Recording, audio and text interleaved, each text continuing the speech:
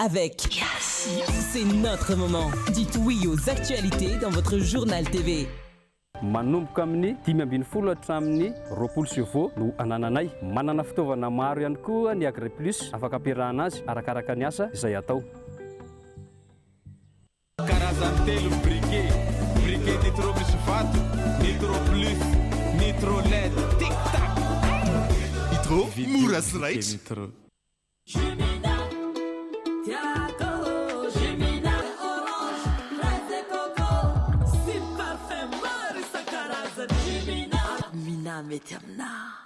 Manolotra ho anao ny vaovao. Salama tompoko, tonga soa tamin'ny Pegasus e. Zahay dia mamokatra kidoro vita avy amin'ny mosy. Tena mateza, voanja fiafy. Manolotra anao ny vaovao.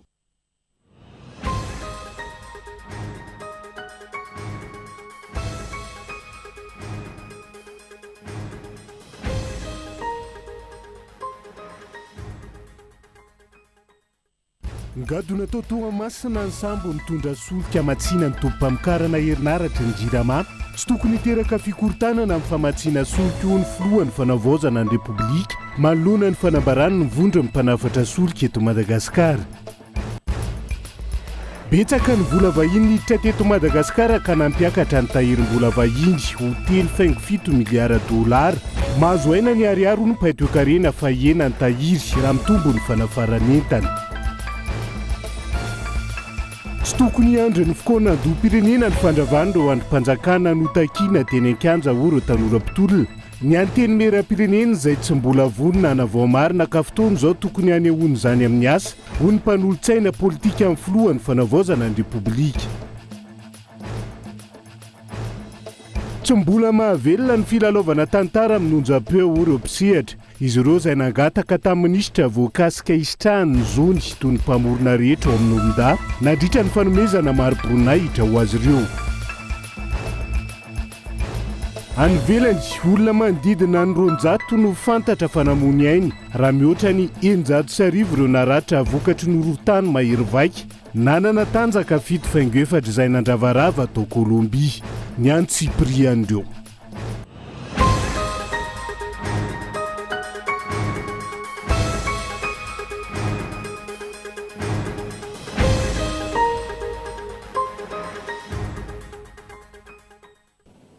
Agasitrahana hatrany ianao tsy misaraka amin'ny fahitalavitra kolo amin'izao ora izao tonga soa atao anatin'ny fotoana ny fampilalamba-bao manasa anao avy hatrany hanaraka ny antsiprian'izay. Hoentsika manokatra ny fiarahana amin'ity alay ity. Angadona tany Toamasina ny tolakandro teo ny sambo mitondra solika amatsiana ny tompam-pamokarana herinaratra ny jirama. Vokatry ny fiaraha-miasa eo amin'ny fanjakana malagasy sy ny mpitondra nigeriana. Nanamafy ny filohan'ny fanavaozana ny repoblika ny Madagasikara tamin'ity androan'ity nandritra n'izay fitsenanana izay samizay fa tsy tokony hiteraka fikorontanana eo amin'ny famatsiana solika ny fahatongavany ity sambo ity manoloana ny fanambarana izay nataony vondry ny mpanafatra solika eto Madagasikara. Andao arahantsika ny Antsipriana. Nigadona tamin'ny roro asasany tolakandro teo teny amiserana tsambony Toamasina ny sambo iray mitondra gazoaly milanja 7.20 tapitrisa litatra nafara ny fitondram-panjakana ho an'ny orinasa Jirama. Ity solika ity izay hoentina amatsiana ireo tompam-pamokarana herinaratra ny Jirama mandritra ny enim-bolana manerana ny nosy hiatrena ny vanim-potoana ny haitany tsy sy ny telestage araka ny nambarany filohan'ny fanavaozana izay nijery izany tao amin'ny serana tsambony Toamasina io arivo io. Dingana lehibe vitantsika ity zany dia fampisehoana an'le resaka ataoko mbenombeno hoe tokony hifantoka antsika amin'le fiaraha-miasa atsimo sy tatsimo amin'ny frantsay sud-sud. Zany hoe ny firenena afrikanina rehefa mahay miara-miasa dia ohatr'izao ny vokany. Ity zao fiarahantsika miara-miasa amin'ny firenena nigeriana. Izay dia nataoko izy io volana ray volana roa volana lasa teo zay niaonako tamin'ny Andriamatoa Tinobo filohan'ny Nigeria. Toy niny zao fahatongavana zao ny manamarika fa ilaina ny fiaraha-miasa antarana firenena afrikanina sy firenena afrikanina. Eo anatrehan'ny fahatongavan'ity solika amatsy ny orinasa Jirama ity namoaka fanambarana ny vondron'ny mpanafatra solika eto Madagasikara na ny GPM nilaza fa tsy ho tompona andraikitra amin'ny mety ho fikorontanana ny famatsiana solika izy ireo. Samy nigadona tao Toamasina androany alarobia 20 Aogositra.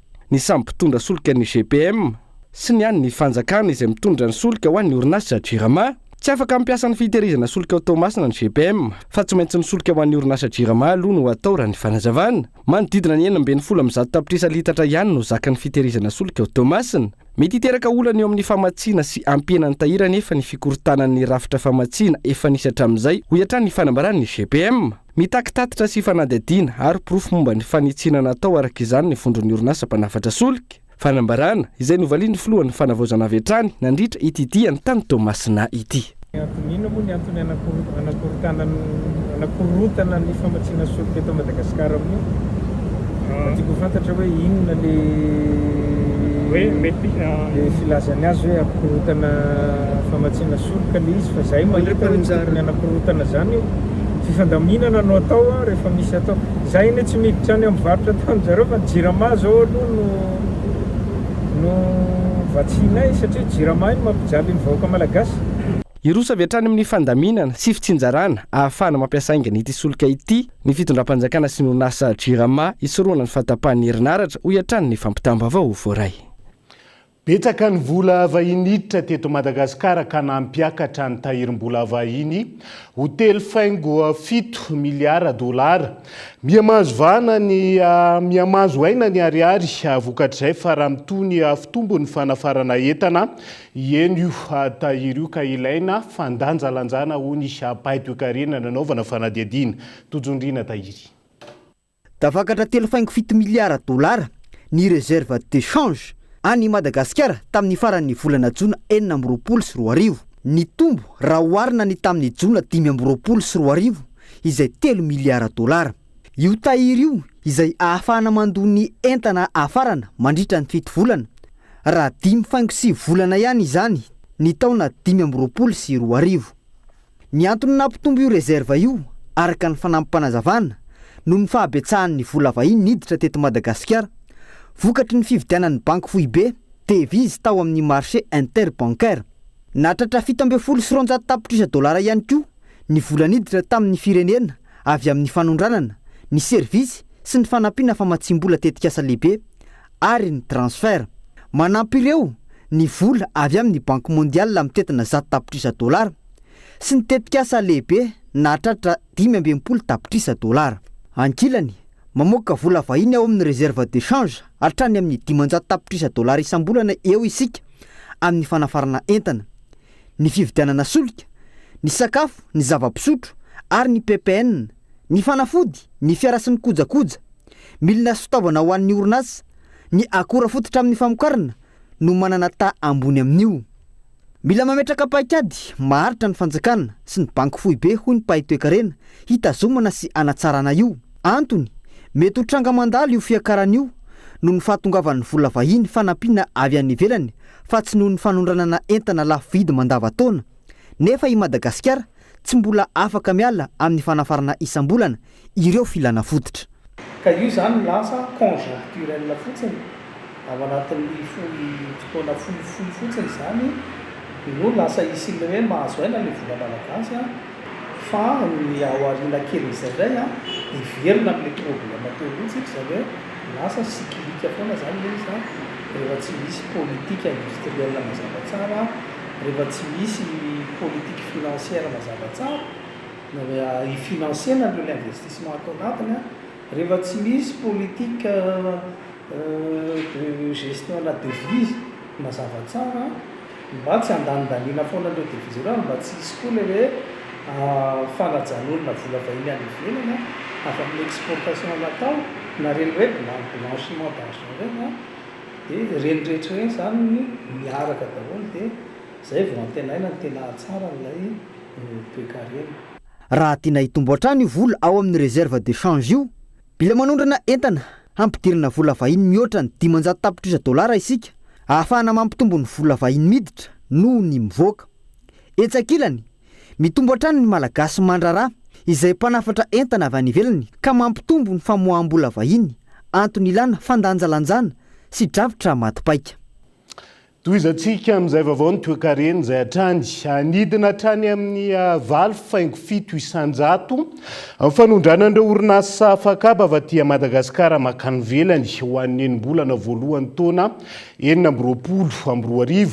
Amin'ny fiainan'ny tinady teo amin'ny tsena iraisam-pirenena sy ny krisy teto amintsika no isan'ny anton'izay raha ny famakafakana izay nentina paitoekarena ihany koa androany tokony ararotina hanarenana an'izany ny fanohizany Etazonia ny fifanarahana agoatra amin'ny faran'ny taona 2024 ho ny pahay fifandraisana iraisam-pirenena Gabain Loano mitaditra ny Antsiprian'izay. Nahitana fidinana 7.7 isanjato ny fanondranana entana nataon'ireo orinasa afakaba nandritra ny enim-bolana voalohany ny taona 2024 raha ny tatiky ny banky foibeny Madagasikara. Ny fiainany tinady no anton'izany raha ny fampahafantarana. Lohalarana amin'izany ny tsena Amerikanina izay nahitana fiainany tinady 2.2 isanjato. Nampisalasala ny mpamokatra aty Afrika ary isan'izany ny eto Madagasikara ny andrasana ny fanapahan-kevitra Etazonia momba ny fifanarahan'ny AGOA izay voavaly tamin'ny fomba ofisialy ny 7 aogositra teo ny fitohizana araka ny fanapahan-kevitra ny loholona Amerikanina. Raha ho an'ny Etazonia manodidina ny $900 ny fanondranana entana nataon'ny Madagasikara, 7.7 isanjato amin'io dia lamba nahondrana avokoa. Isan'ny antony nahatonga an'izao fidinany tahan'ny fanondranana izao ihany koa ny krizy politika teto amintsika tamin'ny faramparany taona 2024 hoy ny mpahay toekarena. Misy karazana fisalasalana eo amin'ny tsena indrindra ny any amin'ny tinady zany dia tsy maintsy manaraka an'izay koa zany ny ataoko hoe ny famokarana eto amintsika. Faharoa ihany koa mety misy fandraisany amin'ny ataoko hoe ny fepetra nisy nandritran'izay ataoko hoe folo volana mahery zay hatramin'ny septambra tamin'ny herintaona dia mbola tsy tena mari-pototra zany a.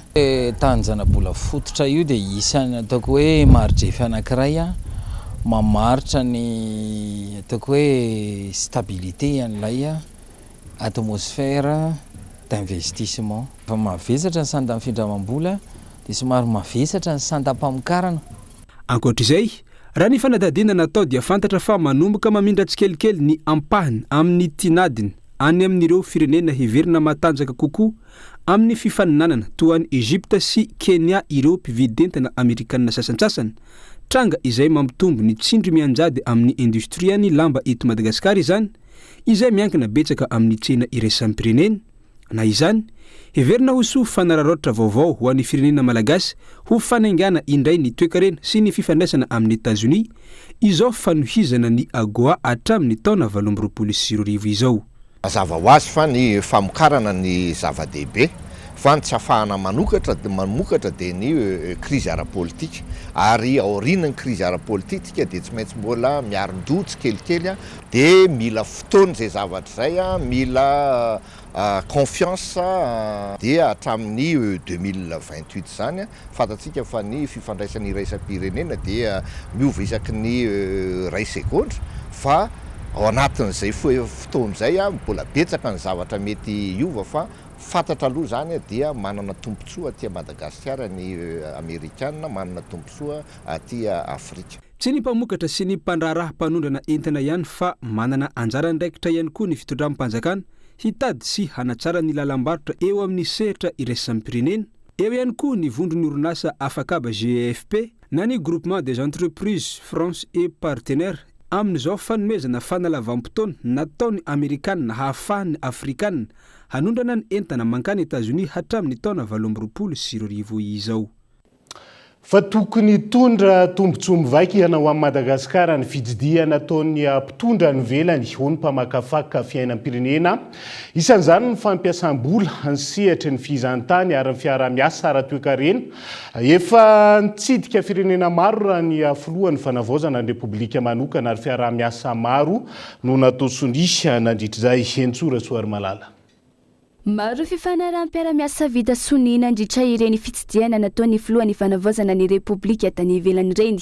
Ny tao Nigeria izay nahitana vokatra mivaingany, fifanarahana ara-tsolika natao tamin'ny volana Jona lasa teo, nahatongavana tamin'ny fanafarana avy any an-toerana ny solika ampiasain'ny jirama. toraka izay ihany koa ny fifanarahana natao niaraka tamin'ny Rosia tany Moscou nazahoana ireo fitaovana lehibe ho an'ny miaramila sy ireo fitaovam-piadiana ho an'ny tafika.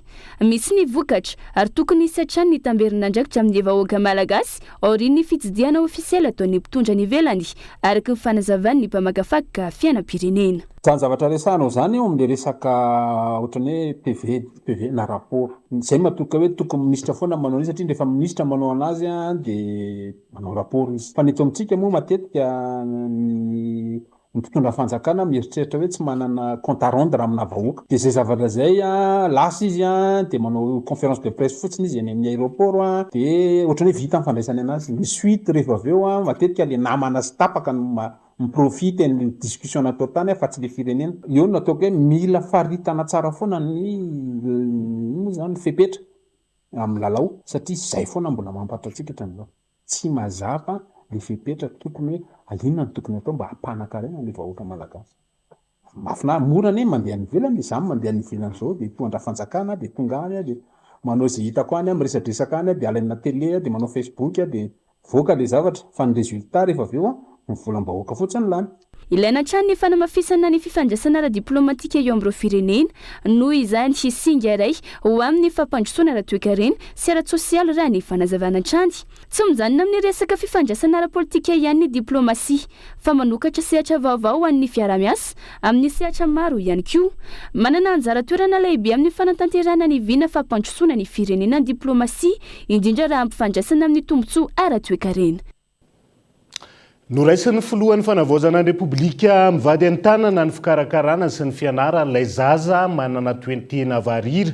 Avy any Vanga Indrano hoy ny filohan'ny fanavaozana araniona tamin'izy ireo teny Ambotsirotra teny Androany ity zaza manana toentena varira ity izay efa tany ampelantanany ny mpanao asa ratsy no avitry ny iraka manokana nalefa ny filohan'ny fanavaozana ary zao nampiakarina eto Andrenivohitra zao Ontsoa Fifaliana.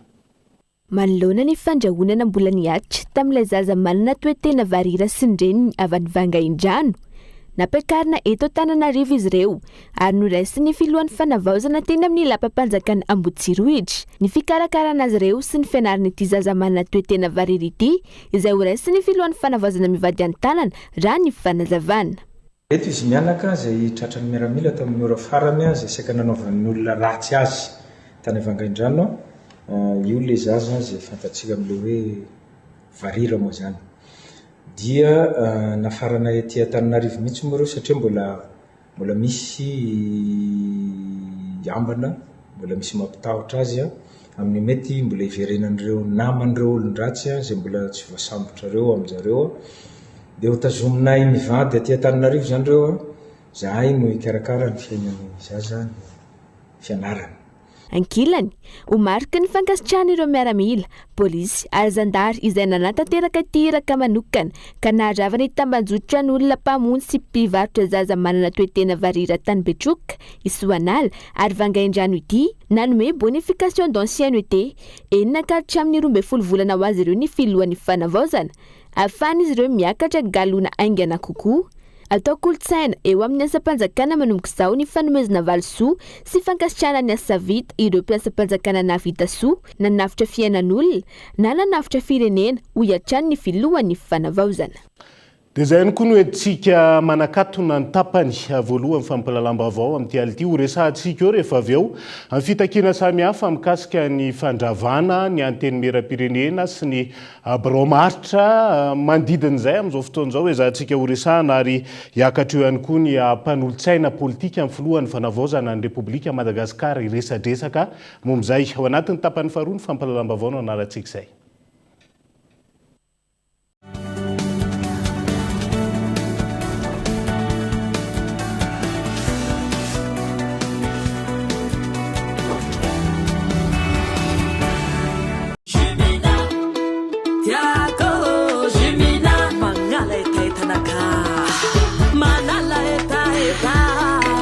Itanao pivatraretraretra meilleure qualité mitondra vitamine C. Jumina ni goût tegna naturel tsy pirate fa tegna réel. Parfum orange, fraise et coco, si parfum maro isan-karazany. Jumina avy agny Europe tegna mety aminah. Salama tompoko tonga soe tamin'ny Pegasus e.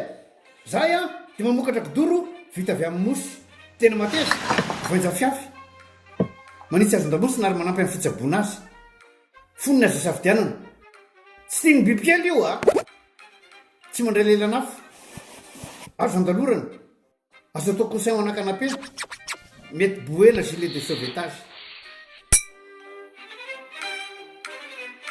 ary mbola misy tapis masolotsi amin'ny loko isan-karazany tsy mifidy toerana n'aiza n'aiza mahatapy soka mora diovina sady tsy matahotra rano nefa malefaka. Pegasus koa dia mbola manana canapé sady fandrina ary isolant thermique ilay mampangatsiatsika ny atitrano amin'ny andro mafana sy miazona ny hafanana amin'ny andro mangatsiaka dia tonga varaliana fa misy refzetiny e.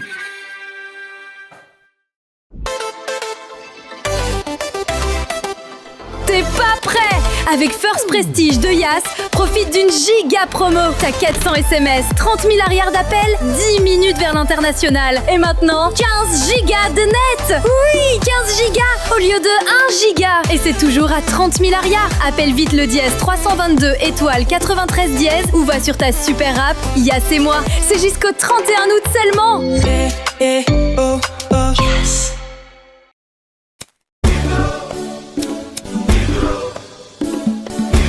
Briquet nitro.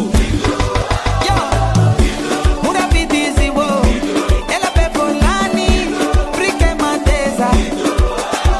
Yo, bija ziru mazapa, mura apeshana, maruicha pidana no wo. Carazantelo briquet, briquet nitro bichifato, nitro plus, nitro LED, tic tac. Nitro, muras right. Nitro.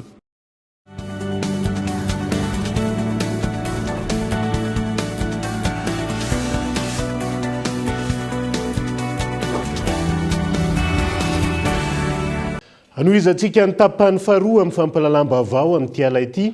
Tsy tokony andry ny fokoana andoham-pirenena ny fandravandro androm-panjakana notakiana teny Ankanja nandritra ny tolom-bahoaka. Ora tanora ao anatin'ny mouvement Génération Z amin'izao fotoana izao. Fototra na tonga ny olana maro teto amin'ny firenena na izany ny anteny meram-pirenena na ny CENI ihany koa. Karavaina ahafahana manova ny rafitra hamaly ny etaetam-bahoaka.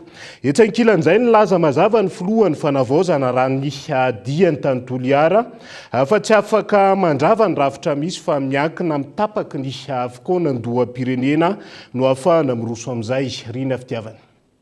Nafana ny toedrana politika nanomboka ny farany herinandro teo. Teny amin'ny lapan'ny Tsimbazaza, ray teny an-dalatsara teny fa horavana ny biraomaritry ny anteny meram-pirenena. Teo ihany koa ny hofandravana ny anteny meram-pirenena amin'izao endriny izao.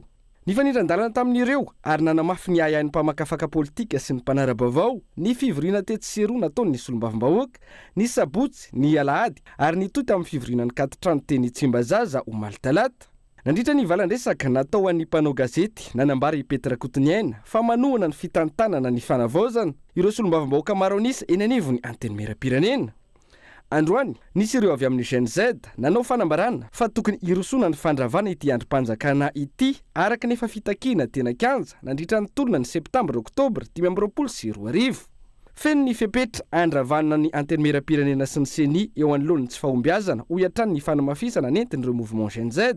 Tsy nitondra vokatsoa ireo rafitra roa ireo ary isan'ny fototra na tonga ny krizy miverimberina teto amin'ny firenena tao anatin'izay taona maro izay ary mbola ina hiteraka krizy vaovao ho ireo tanora. Tsy tokony andry ny fokoana andoham-pirenena zany fa mila irosona aingana ny fandravana ahafahana mametraka fanavaozana hitondra makany amin'ny fampandrosoana raha ny fanehoan-kevitra. Ezahana nohahena le rafitra izay tena nitakianay dia ezahana nampidirina ty resaka fédéral ty. Vita iny dia tsy misy mihemotra fa takianay ara dia ny fanafainganana ny fandravana an'ireo rafitra ireo. Fandravana le rafitra tianay ho tenenina eto tsy ny Assemblée nationale ihany na ny CENI ihany fa miainga avy any fotony mihitsy. Ny organisation sociale, ny régime politique, ny structure économique dia ezahana ihany koa ao anatin'izay hoe fandravana rafitra izay lasa ezahana elo indray ilay izy amin'izao hoe tsy ny rafitra ny olana hoe toetsainy resaka fitantanany nefa rana mahita le izy fa maty le rafitra tsy misy mizazoro ny rafitra eto amintsika. Tao anatin'ny 9 volana nandritra ity fitondrana fanavozana ity fiarovana ny seza no namaiky ireo solombavambahoaka. Solombavambahoaka nanohana ny fitondrana teo aloha nivadika palitao tampoka ka lasa nanohana ny fitondrana fanavozana no ny tombontsoa manokana sy ialana amin'ny mety ho fanenjehana samihafa. Mihitsoka ary tsy mbola misy mangirana hatramin'izao ireo fanadihadiana parlementera misy 7 nampanantenainy ireo solombavambahoaka. Fanovana olona ihany koa no nisy teo anivon'ny seni fa tsy nirafitra ary tsy misy azo antenaina amin'izay fifidianana madio sy mangarahara ho iatrany ny fanio-kevitra. Ary voaka tao anatin'ireny concertation nationale de la jeunesse reny dia hoe raha vao ny Assemblée nationale avadio Assemblée constituante ary ohatr'izay koa ny seni hoe amboary momba ny seni inona ny tokony hitondrana ny seni tokony hiditra amin'ny fifidianana amin'izay ve tsika sa mbola tsy tokony hiditra amin'ny fifidianana ahoana ny hitondrana amin'ny fifidianana dikan'izay zany maripototra tsara le izy na ho avy ary ny concertation nationale maripototra tsara satria fiahoan'ny olom-pirenena maro anisa lay ny teny ireo izay tanora dikan'izany mivoaka tao lay resaka fandrafanana Assemblée nationale mety hoe formalité fotsiny ve ny andrasana an'izany hoe concertation nationale afaka atao formalité zany afaka tonga nefa dia tanterahana izay hevitry ny tanora izay satria tanora dia maro anisa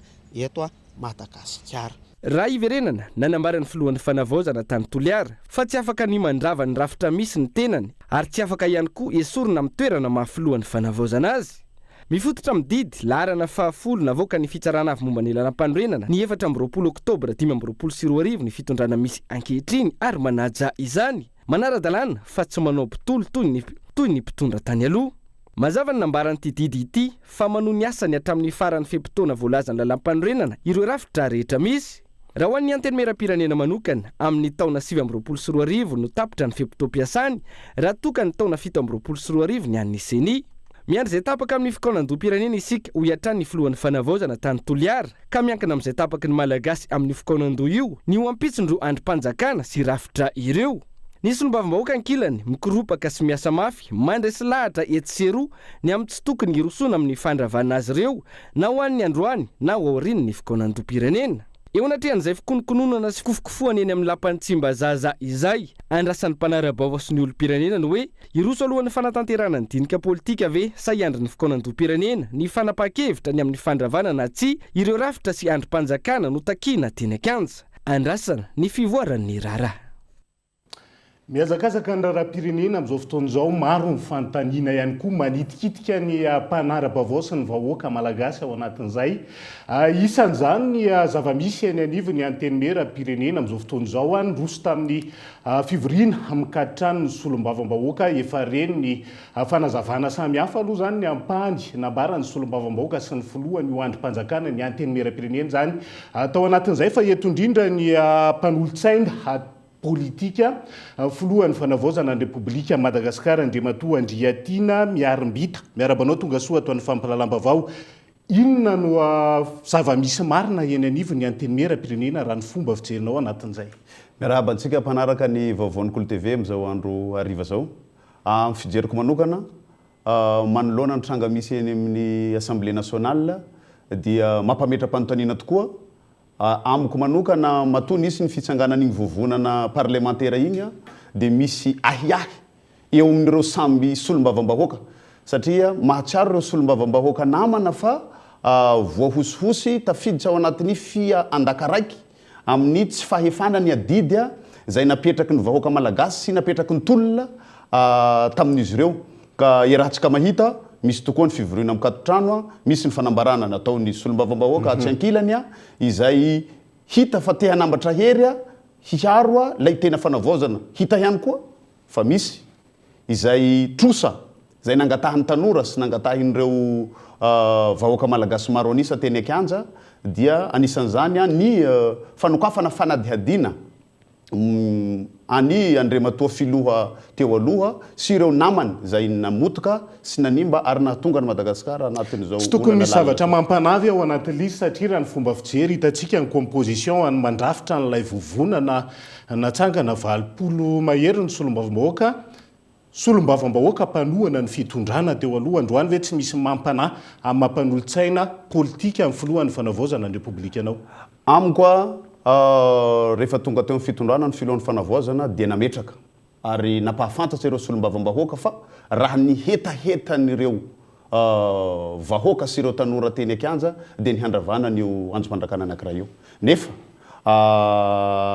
tsy miroso amin'izany ny filohan'ny fanavoazana mba hafahatsika mipetraka ao anatin'ny cadre légal ao anatin'ny lalam-panorenana nefa na zay any hentisa ny filohan'ny fanavoazana raha matetika nitafa tamin'ireo mpanao gazety tamin'ireo solombavam-bahoaka fa manana trosa hanadiovany izay ahiahy ny vahoaka malagasy sy ny mpitolona zay indrindra ny tanora izy ireo anisan'ny zany ary anisan'ny nodradradradraina teny akanja ny fanenjehana sy ny fanokafana fanadihadiana momba ny Andry Rajoelina sy ny namany tsy de tiako ny mampiasa ny mofirongony eto satria anisan'ny moana ampiasaina izy igny ampizarazarana ny politika malagasy ka ny tanora eto mitodika aminareo egny amin'ny anteny mera-pirenena mitodika amin'ny Andriamatoa filohan'ny anteny mera-pirenena raha naheno ny valandresaka ao tampanao gazety aho dia nampiseho ianao fa hoe vonina hiaradia amin'izao fanavoazana zao monsieur le président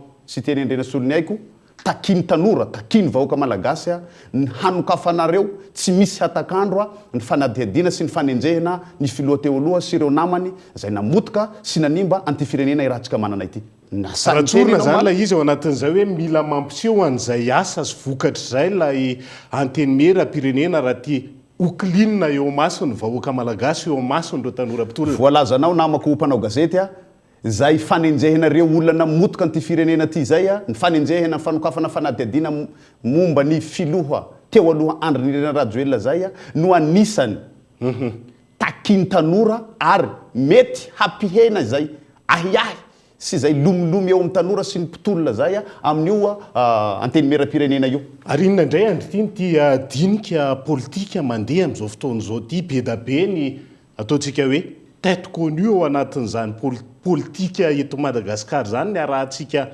nahita fa olona tsy nitondra fampandrosoana teto amin'ny firenena raisin'ilay filohan'ny fanavoazana amin'izao fotoan'izao inona le tena ao ambadika ilay finalité an'ity dinika politika ty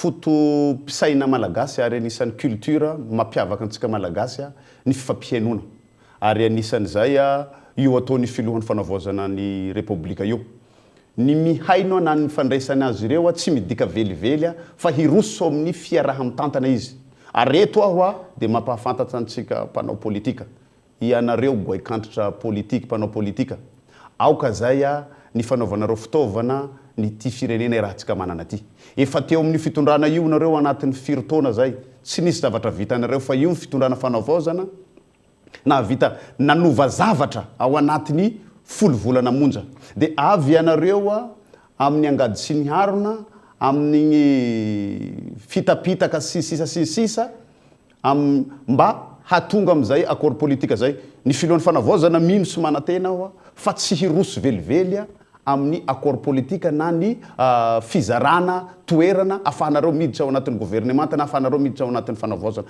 entony anjara brikinareo amin'ny alalan'ny fanampiana tsotra dia mba manaova croiser les bras ianareo hanaova ny fanavaozana satria ny fanavaozana no hany namaly ny hetaheta ny vahoaka malagasy tao anatiny 40 taona nanjakany jadona teto afatra ho an'ny tanora malagasy ara sy ny vahoaka malagasy amin'ny ankapeny zay ohatra mahita le hoe miverina ilay pratika politika teo aloha amin'izao fotoan'izao inona ny afatra analany zay ahiasa amihafa zay mitodika amintsika vahoaka malagasy sy tsika tanora tia tanindrazana ny taky ny fahafahana aoka itsika hametraka ny fitokisantsika tanteraka amin'ny filohan'ny fanavaozana dia ny colonel Randrenirina Mikael hametraka izany ary ho sarotony amin'ireo goaikantritra politika izay mitady hijabajabaka handoto rano ary aoka koa itsika fifanampiana amin'ny alalan'ny fifampizaram-baovao amin'ireo ketrika maloto zay kasain'ireo mpanao politika handotona zao fanavaozana zay hita sy irahantsika miaiky fa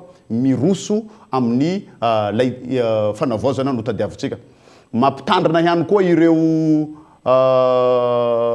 valavo malemy ireo manao namanamana nefa tsy fantatra hoe mamono makaiza ampy zay aoka itsika hiray tanana hiray foa hijery ary hibanjina ny tombotsoa iraisana dia ny hipetrahan'ilay tena fanavaozana eto amin'ny tany sy ny republikan'i Madagasikara.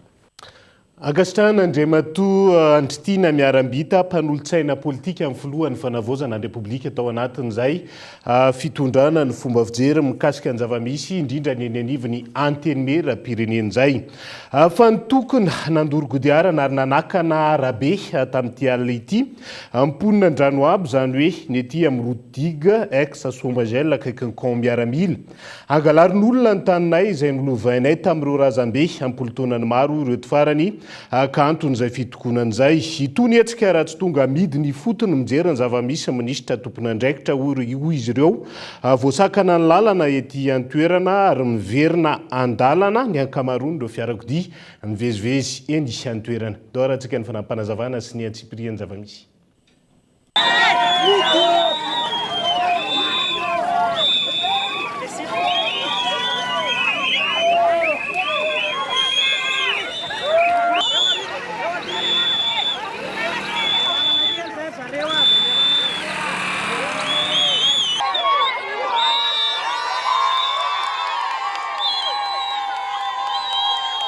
Natunareo fanay zao fangatahana zao misy mangalatra ny taninay aty amin'ny Sombagel.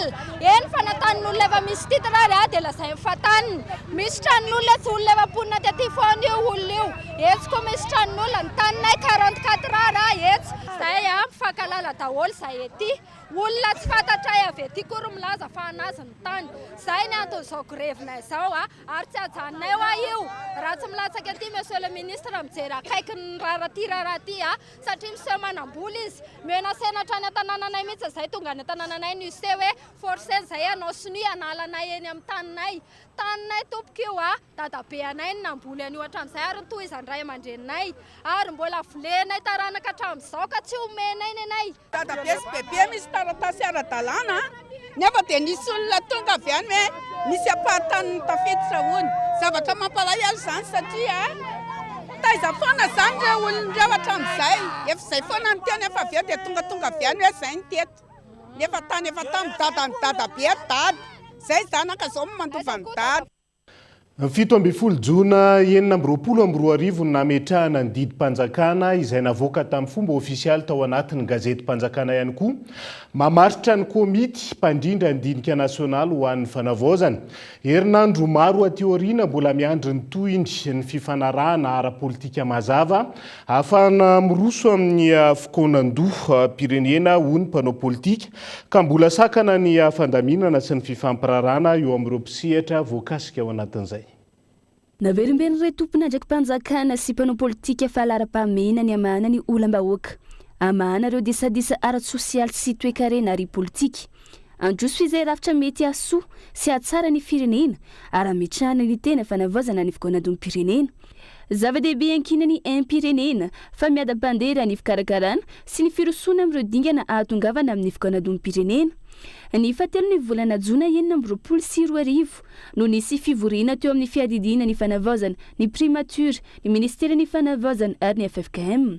Tamin'io nanapahana ny ametrahana ny komity teknika eo anivon'ny primature. Ny fasivy ny volana Jona nivoaka ny pahibe maso fa tokony apetraka ny komity ary anomboka hiasa ny herinandro manaraka. Ny fa-17 ny volana Jona 2024 ny nivoaka ny didim-panjakana laharana fa 2024 tsipika 3 izay mametraka amin'ny fomba ofisialy ny komity mpandrindra ny dinika nasionaly ho amin'ny fanavaozana eto Madagasikara taorian'io tsy nisy vaovao sy tatitra ofisialy intsony. Raha ny fizotry ny raraminy izao fotoana maro sakana mety anasarotra ny fanatanterahana ny fikoanadon'ny pirenena hoy ny mpanao politika. Isan'izany tsy mbola fahavitan'ny FFKM ny fandaminana sy ny fifanarahana amin'ireo mpiara-miombonantoka voakasika amin'ny fanatanterahana ny dinika. Ity accord politique ity zany no manomana an'le concertation nationale ary izay mampikisaka io satria sy hitany FFKM misy izy iny interlocuteur hiara-iasa aminazy amin'le agnomagna an'le concertation nationale sy misy olo io fikoanan-doha pirenena io zany ity le moment anangana sika firenena fa sy vorovory eo fotsiny dia hiverina indray ny crise asika io zany aminay kitana sy mbola firenena i Madagasikara amina setat nation mbola sy firenena ka io zany hoe inona marina ny olana sika Madagasikara tena vahana misy fa tsy fisy firarambitsy zao ny olana dia atambatra amin'ny lalàna amin'io zany fokonandoha io lalam-panorenana de fondation de la nation fanorenam-pirenena e lalam-panorenana de fampiavana-pirenena. Tsy tokony atao atsaramana na hiamitra lava fa tsy tokony koropahana ihany koa ireo dingana makany amin'ny fokonadom-pirenena. Raha ikendry ny androsiany orona fototra tsara orona ho an'ny firenena. Eo ihany koa ny fampiarana sy ny fanajana izay tapaka amin'ity fokonadom-pirenena ity. Manomboka androany 12 aogositra ary farana amin'ny 12 septambra ho avy zao ny ray volany etra ho an'ny taona 324 424 eto amin'ny commune Antananarivo renivohitra na enina 30 hatramin'ny 70 isanjato ny etra takina amin'ny ponina Antananarivo mandritra io natao zany ahafahana mampiakatra ny tany fandoava-ketra oharina tamin'ny taom-pandoava-ketra 224 izay tsy nisy afa-tsy 5 isanjato. Andao rahantsika ny fanampanazavana. Lasa mihena ny vola miditra izay vola ny vinavinaina anaovana ny fotodrafitrasa sy ny fanadiovana ny tanàna Antananarivo. Fa ny mampiavaka ny amin'ity 2023 sy ny 2024 ity kosa dia nahena daholo ny valeur locative ibazena ny fandoavana ny lehetra zay mety iteraka fampidinana ny etra andeha alohan'ny vahoaka Antananarivo mihitsy zay. Mino sy manantena fa ho avy ny ponina Antananarivo andohetra satria efa misy fitonjovana manokana mihitsy a. Vinavinaina hiakatra 3.70 tapitrisa ny isan'olona ho tratran'ny krizy ara-tsakafo mahery vaika eto Madagasikara eo anelanela ny volana oktobra 9 hatramin'ny febroary 7 olona mihoatra ny 5,000 sy 4 alina sy 4 hetsy no mety hiditra anatin'ny fahasarotana ara-tsakafo lalina na en situation d'urgence araka ny tatitry ny IPC na ny cadre intégré de classification de la sécurité alimentaire nivoaka ny 15 jolay nanolotra vary milanja 5,000 taonina teny amin'ny Fobeatoera Birao Nasionaly amsahana loza voajanahary androany ny teo anivon'ny gouvernemanta indiana io manana mialoha sy hitrihana momby izay. Andao rahantsika ny fanampanazavana. Efa mazava ny tenin'ny chargé d'affaires ny ambassade ny Inde teo fa taoriana ny fandalovan'ny Gezania dia nisy fiatraikany tamin'ny fiainany ny vahoaka malagasy izany Gezania izany dia zay atao hoe fa manambana na tonga ny zay manambana amin'izao fotoana izao ny ahitany any amin'ny faritra atsimo. Mazava ho azy zany fa ireo fanomezana ireo dia misy nataontsika fanomezana taoriana ny fandalovan'ny Gezania dia misy koa izy ireo hoentina hiatrika ny tsy fampitsakafo any amin'ny faritra atsimo andefana, faritra Noroya, faritra Nosy, faritra atsimo atsinanana, faritra Vatovavy dia faritry atsinanana.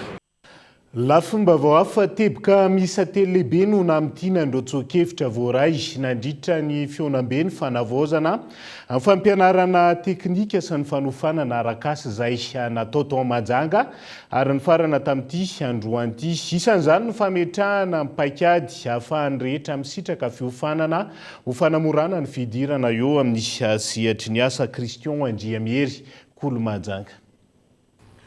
Lafiny telo lehibe no nandravonana ireo fehi-kevitra voaray nandritra ny fiaonam-be ny fanavaozana fampianarana teknika sy ny fanofanana arakasa no tanterahana teto Mahajanga izay miompana amin'ny fahafahana miditra ao anatin'ny fiofanana, fanamafisana ny kalitao ary ny fitantanana.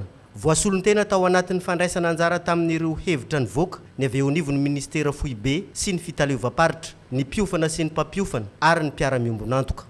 Raha mikasika ny akse manokana dia anisan'ny voalaza sy voadinika tao mikasika ny hoe manahoana ny ivitoeram-piofanana izay mandray an'ireo olona piofandreo. Inona ny tokony avaozana, inona ny tokony harenina, inona ny tokony atao manaraka ny toetrandro. Any amin'ireo tany lavitra andrina dia ohatrany ahoana ny fomba ahafahantsika mametraka fotodrafitrasa vaovao. Ho an'ireo tena tsy manana fahafahana mihitsy hiditra amin'izany hoe mba te hiofan'izany dia misy fepetra manokana tsy maintsy horaisina. Ny tena voakasika izany moa zany dia ny tanora sy ny vehivavy izay maro anisy amponina ary ireo vahoaka tena marefo. ho an'ny kalitaondray dia mila mijery ny ingénierian'ny fiofanantsika, zany hoe tafiditra ao anatin'izany ny programme, tafiditra ao anatin'izany ny référentiel tokony ampifanarahana amin'ny zava-misy marina isaky ny faritra zany hoe ny tolom-piofanana zany dia tokony hifanaraka amin'izay zavatra sehatra raha teo karena zay lara-pahamehana isaky ny faritra. Dia tafiditra ao anatin'izany koa no hoe mila intsy ireny fiofanana zay foezaka ireny manaraka kalitao tsara amin'ny tokony ho izy, fa tsy hoe ndray andro na ndroa andro fotsiny dia fa misy attestation na certificat omena zany, dia mila dinihana tsara zay. Ny gouvernance dia nametraka tsara mihitsy ny hoe manahoana ny fomba paikady zany ampitomboana ny famatsim-bola sy ny ametrahana tsara zany hoe ohatry ny fitantanam-bola ao anatin'ny mangarahara. Zay moa teo zany dia nanao fandraisana pasam-panjakana andian'ny voalohany, ho avy indray zao ny andian'ny faharoa, ary isan'ny takin'ny mpizaika ny hoe mba atao ampahabe-maso hatrany zany fandraisana ho mpiasam-panjakana zany. Misokatra any amin'ny fiaraha-miasa sy ny fampitomboana lentan'ny fiofanana, ny tondrozotra enti manatanteraka ny lamina, enti miatrika ny fanovana tao mba hifanaraka amin'ny filana ny vokatra ho azo. Ny singa zany aloha dia miainga amin'ny mpampiofana dia manao ny aintso zavatra, fa ilaina koa nefa ny mampiofana ireo mpampiofana, satria miova ny teknôlôjia dia miova ihany koa zany ny sehatrasa, misy vaovao hatrany izy ireo. Dia rehefa mandeha tsara ny asan'ny mpampiofana dia tokony hipaka tsara ny ampiofana izay zavatra izay. Inona moa zany no zavatra takina miara-miasa amin'ny orinasa izahay, satria raha tsy mitovy ny fitaovana ampiasaina any amin'ireny orinasa ireny sy eny amin'ny fitoeram-piofanana dia tsy afaka ny avy hatrany tonga dia hampiatra ny zavatra izay niraisiny tany amin'ny fitoeram-piofanana zany ny mpiofana. Dia hitantsika eo aloha zay fa misy fiarahana amin'ny orinasa, ao le lazaintsika teo mpiara-miombonantoka, ao ny iraisam-pirenena. Izay fa mametraka ihany koa hoe zao ny heverinay ho tatsoroka omenan'ny ministère, dia hitantsika eo zany ny fanatanterahana izay. Fa hatreto aloha zany dia hoe hiroso amin'ny tsaratsara kokoa zany fampianarana teknika sy fifanaraka zany ao aoriana ao anatin'izay fiaraha-miasa be da be zay. Ho voarakitra ao anatin'ny tahirin-kevitra ireo rehetra ireo, entin'ireo komity mankany amin'ny fikaonandoam-pirenena ao anatin'ny ministera ity. Tsy mbola mahavelona ny filalaovana tantara amin'onjam-peo eto Madagasikara raha ny fanazavana retin'ireo mpanatontosa sy mpilalao tantara tamin'ity androany izy ireo izay nangataka tamin'ny ministry ny serasera sy ny kolontsaina hisitraka ny zony toy ny mpamorona rehetra ao amin'ny omdana nandritra ny fanomezana maro-boninahitra ny kanto, soratra sy ny kolontsaina ho azy ireo tamin'ity androany ity. Tsy mbola mahavelona ny fanondratana sy ny filalaovana tantara amin'ny onjam-peo eto Madagasikara, na eo ary ny lazany sy ny fahamaroan'ny olona maneraka izany manerana ny nosy, ireo mpanoratra sy mpanatontosy ary mpilalao tantara androany. Manana vadin'asa avokoa araka izany izy ireo, hamelona ny banga ao tokantrano. Ireo mpanoratra sy mpanatontosy tantara izay maniry ny isitrahana ny zony, toy ny mpamorona rehetra mikambana ao amin'ny omda na ny ofisy pirenena miaro ny zony mpamorona. Raha ny eto amintsika aloha zany amin'izao fotoana izao dia tsy tena mbola mahavelona ny tontolon'ny filalaovana tantara sy ny fanatontosana tantara, indrindrindrindra tsy tafiditra ao anatin'izany ny fanoratana. Ny filalaovana ho ana manokana dia eo amin'ny 3 taona eo zany no ny lalao tantara ny tenanay. Dia tateoriana moa lasa mpanatotosa ary tao anatin'izay rehetrarehetra izay no nafany hoe nampivoatra tsikelikely, satria eto amintsika tsy mbola misy zany hoe sekoly filalaovana tantara na tena hoe sekoly ny fanoratana zany, fa karazana fifampizarana aloha zany misy amin'izao fotoana izao dia mampitombo ny fahalalana sy ny fahaizana ao anatin'izany rehetrarehetra zany. Mpilalao sy ny mpanatontosa hoe hisitraka zo ihany koa ao amin'ny omda izay raisina isan-taona io araka voalaza ministra teo ilay izy tsy hoe vola be fa mba hoe fankasitrahana zany dia izay no mba hiadiana varotra ny amin'ny hoe mba ho tolorana n'izay hisitraka n'izay zo fankasitrahana izay ihany koa zany izay toy ny mpanoratra moa zany efa misitraka an'izay izay hoe membre omda, fa efa vaovao mafaly aloha hoe voaraina andriamateo ministra tsara izay teo ary hojerena akaiky. Manana ny toerana eto Madagasikara mifampitana hafatra sy fanabeazana ny fiarahamonina ny tantaratra amin'izay ary mbola voatazona io amin'izao vanim-potoana izao. Amiko zany ny fomba fanoratana sombin-tantara na tantara dia fahafaham-po ho amin'ny ologno izay mampita hafatra. Raha misy zavatra zany tiako resahana amin'ny vahoaka zany amin'ny alalan'ny kanto dia amin'ny alalan'ny tantara io zany dia ny fafinaretanay zany amin'ny mampanoratra dia ny fahenona le olona falifaly hoe nafinaritra le tantara ary misaotra amin'ny lesona voaray ohatra aminay ambanivohitra Port Berger za moa amin'ny radio Madagasikara ny tena mandefa ny asa soratro tena misy mivory mihitsy zany hoe andeha ny sopy tantarany rano dia somary misy olona vitsivitsy hatramin'ny folo zany miara-miaino dia miantso amin'izay zany zareo regny zany anisan'ny zavatra mahafaly anay zany tena betsaka ihany izy. Tsy voatery alefa amin'ny onjam-peo ny tantara soratana fa misy ihany koa anaovana fanentanana na dokam-barotra ho ireo mpisehatra. Ankoatr'izay no tanterahana androany ny fanomezana mari-boninahitry ny kanto, ny soratra sy ny kolontsaina ho an'ireo mpanoratra, mpanatosy ary mpilalao tantara izay notodisain'ny ministera ny serasera sy ny kolontsaina. Tonga eto aloha ity za dia ohatran'ny gaga be za natory tao am-pandriana dia efa lasa zao no manoloana fa ahoana iaraha natory teo am-pandriana fa za niesona teo ambony seza. Reny zany ry Christophe Rabearmanana sy ny daka mandrivorivony rehefa nitolorana medaly tamin'ity androany ity. Dia izay ihany koa no entina manakatondray ny fiarahana n'aiza misy anao ankasitrahana hatrany ianao nanaraka ny fampalalam-baovao hatramin'ny farany veloma tompoko.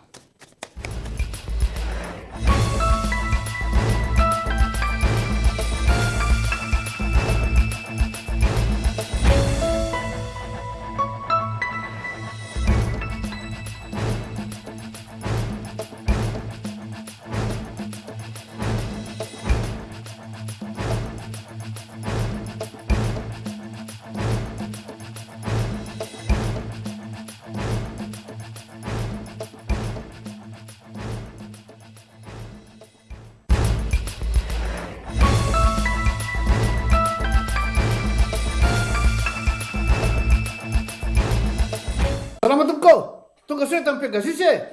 Zay dia mamokatra kidoro vita avy amin'ny mosy. Tena mateza, voanja fiafy. Za présenté ny vava. Manomboka amin'ny 5.20 hatramin'ny 20 chevaux no anananay. Manana fitaovana maro ihany koa ny Agri Plus afaka ampiarahana azy arakaraka ny asa izay atao.